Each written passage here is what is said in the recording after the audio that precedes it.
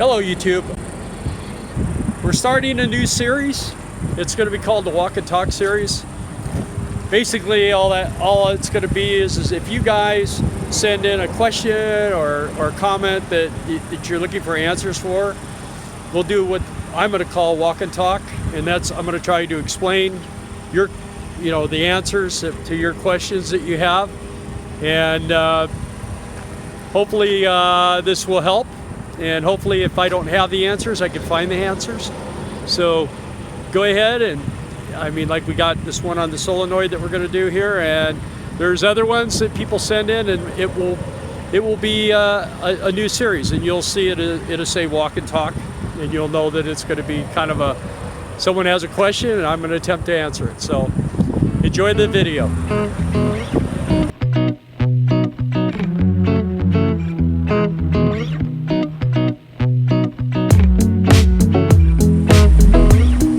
Well, hello refugees. I'm up early. It's only 2:30 in the afternoon. Anyway, actually I slept in a little bit today. Felt really good. And I got a little sleep last night in between trucks, so that's exciting. It's excitement in my life.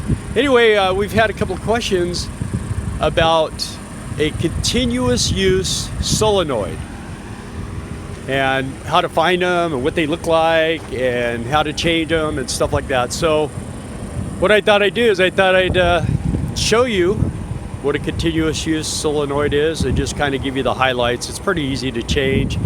It's not a big deal, but let me walk you through a couple things on this first. So let me turn this camera around so you can see what I'm doing. And I'm back. Okay, so first of all, if you look at the front of my motorhome, most people don't know what the difference is, why my motorhome looks unique. But if you look at most motorhomes, you're going to see this front area right here is going to hang out about as far as that generator hangs out there. And that's because there would be a doorway right here to walk up into the motorhome, and the windshield would be out here where the generator is.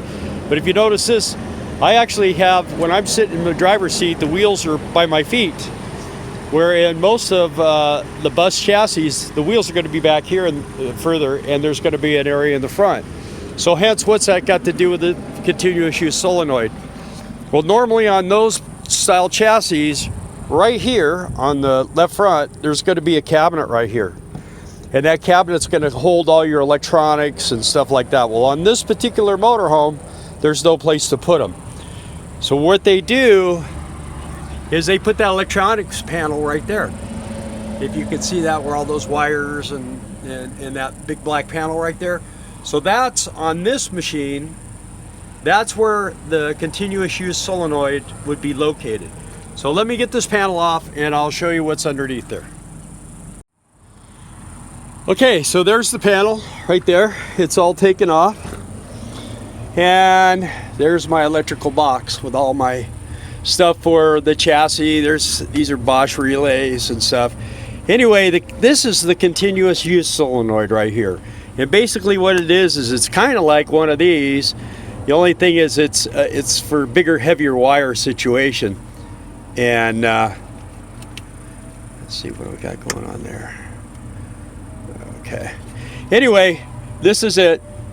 There's a 12 volt heavy duty cable input, which is going to come off. Let's see on this one. Okay, this is the feed. This is the hot side. In fact, hang on a second. Let me get something here. Okay, something that everybody that has an RV, doesn't matter what kind of, if it's a truck camper, a pulled behind, fifth wheel, whatever, should have one of these. This is a test light. And you can get these at Walmart. You can get them at hardware stores, auto parts. They're $2-3, maybe $4, depending on where you buy them. But man, this is a must-have. This thing, especially on these older rigs, this is one of the tools that you gotta have that makes a big difference. So let me get this. I want to hook the ground up. Now this thing is activated, see? And then when you touch the power, see the light comes on there.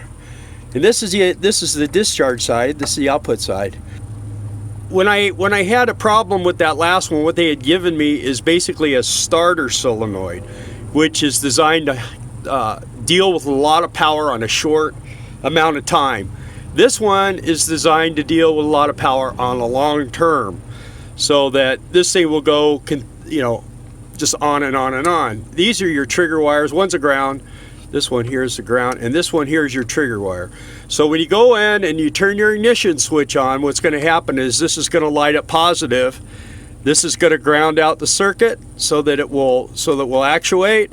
And then when that thing actually kicks in, which is just a big magnet deal in there, then this will come on and this will be active, and then all of a sudden your dash comes to life. And this is one out. So when this thing went out, it cut the power to here, which cut everything as far as power output for the motorhome. So on this, there's a bolt here and there's a bolt here, and then these wires, these two can kind of interchange. I would, you know, always try to follow what you had. This is actually a completely different style than what was originally in there. The other one was like a round one with two with two of these outputs on top facing me. And there's multiple different styles. I happen to prefer this is like an old Ford starter relay solenoid. It looks like it. It's not. That's not what it is, but it looks like it. And just makes, you know, I just think they're a better built, better unit than most.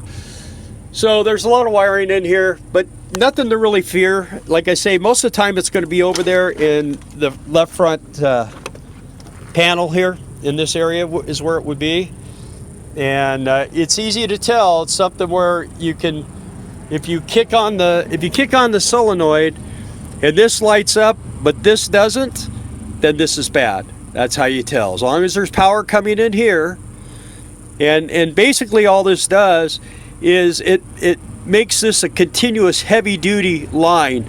And like I say, this is a trigger. And this is what comes off your ignition switch. If you were trying to run all this through here, all this power output through here, it wouldn't fly. But by using this unit, it does it.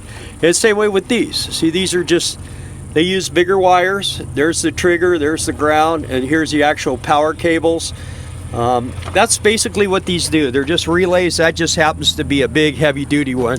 I'm probably eventually going to get a spare, but I mean, these things, if they're good ones, they tend to not wear out very quickly. So I hope that answers your question. I love if I can help. You know, of course, sometimes I ask my own questions and then you guys go, well, you didn't answer it. So there's the answer. Thank you, folks, for watching. Please subscribe if you haven't already. If you enjoy these videos, hit the like button and hit the bell if you'd like to be notified when we have another video up. And comment. See, sometimes when you comment, I'm out there to answer. So you guys have a great day. Remember, in 2 days, it's Cage's birthday. Bye.